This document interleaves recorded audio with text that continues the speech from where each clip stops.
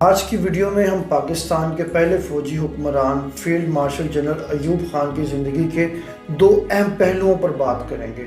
Video کا آغاز کرنے سے پہلے ایک بات بتاتا چلوں کہ اس پوری ویڈیو میں جو باتیں کی جائیں گی وہ ایوب خان کو بطور صدر پاکستان ڈسکس کرنا ہے، نہ کہ اس ویڈیو کا مقصد فوج کی ساکھ کو نقصان پہنچانا ہے۔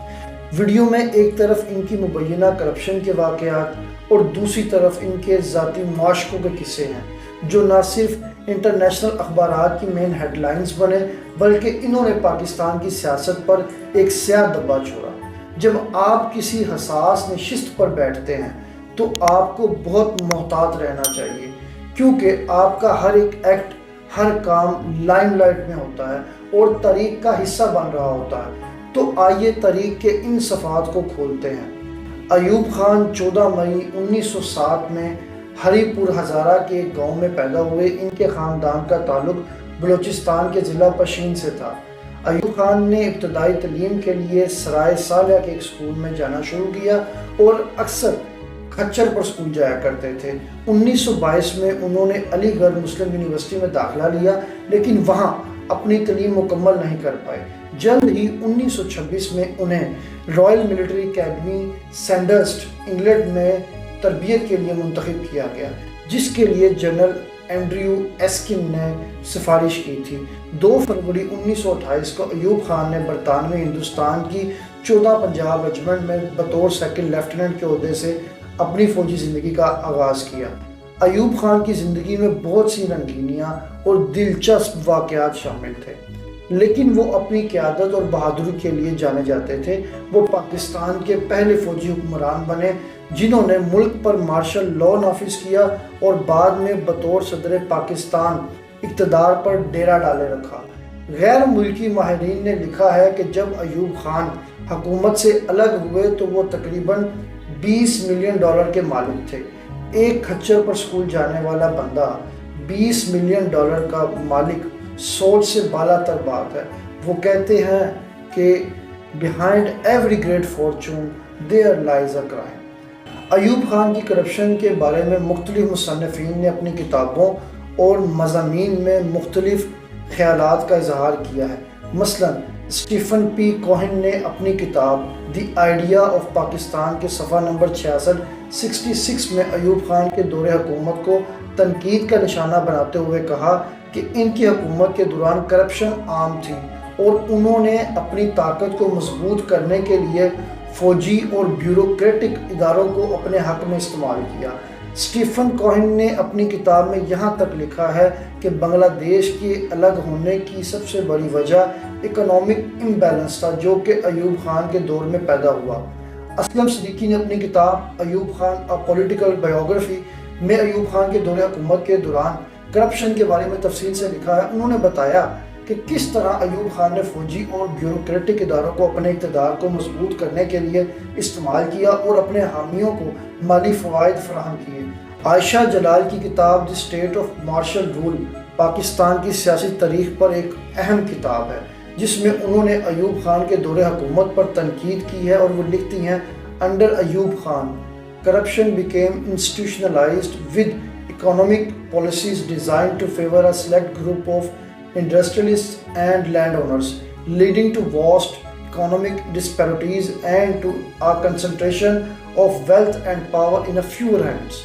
حسین حقانی نے اپنی کتاب Pakistan between mosque and military میں ایوب خان کی کرپشن کے بارے میں بات کی اور کہا کہ انہوں نے اپنی حکومت کو مضبوط کرنے کے لیے مختلف طریقوں سے کرپشن کی راہیں ہموار کی۔ لکھتے ہیں کہ Ayub Khan regime saw a deliberate merging of military and economic interests, resulting in a kleptocratic state where corruption was not just tolerated but became a mechanism of governance۔ Ayub Khan نے خود امریکی CIA سے خفیہ معاہدوں کے تحت 1960 سے 1964 تک $9 لاکھ کی رقم بطور سیاسی رشوت وصول کی، اور گوہر ایوب خان 1968 تک کئی اداروں کے چیئرمین، MD اور ڈائریکٹر بنے۔ اس طرح دونوں باپ بیٹوں نے کرپشن کا بازار گرم کیے رکھا۔ صدر ایوب خان جہاں کرپشن میں پیچھے نہیں رہے، وہاں تاریخ میں ان کے معاشقوں کے قصوں کی بھی کمی نہیں ملتی۔ ایوب خان کے معاشقوں کی بات کی جائے اور کرسٹائن کلر کا نام نہ آئے، ایسا ہو نہیں سکتا۔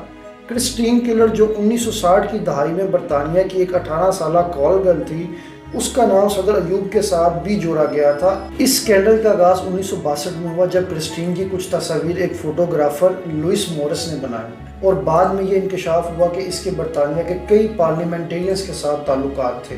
وہ کنزرویٹو پارٹی کی حامی تھی اور اس کا نام اس وقت کے برطانوی وزیر جنگ کے ساتھ بھی جوڑا جاتا رہا، جس کے نتیجے میں اس وقت کی برطانوی حکومت کو بھی بحران کا سامنا کرنا پڑا۔ کرسٹین کا یہ دعویٰ تھا کہ وہ صدر ایوب خان کے ساتھ سوئمنگ کرتی رہی ہے اور ایوب خان کو انگریزوں سے بھر کر انگریز قرار دیا، جو برطانوی اخبارات کی سرخیوں میں آیا۔ تحقیق سے معلوم ہوا کہ ایوب خان نے ایک موقع پر لارڈ آسٹر کے سوئمنگ پول پارٹی میں کرسٹین کلر کے ساتھ تیراکی کی تھی۔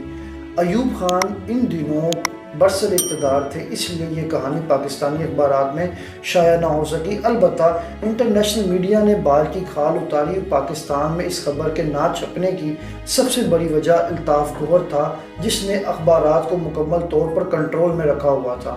ایک مرتبہ ڈیلی نیوز کے صحافی ضمیر صدیقی نے کسی طرح یہ خبر شائع کر دی کہ ایوب خان آرام کے لیے بیرون ملک تشریف لے جا رہے ہیں۔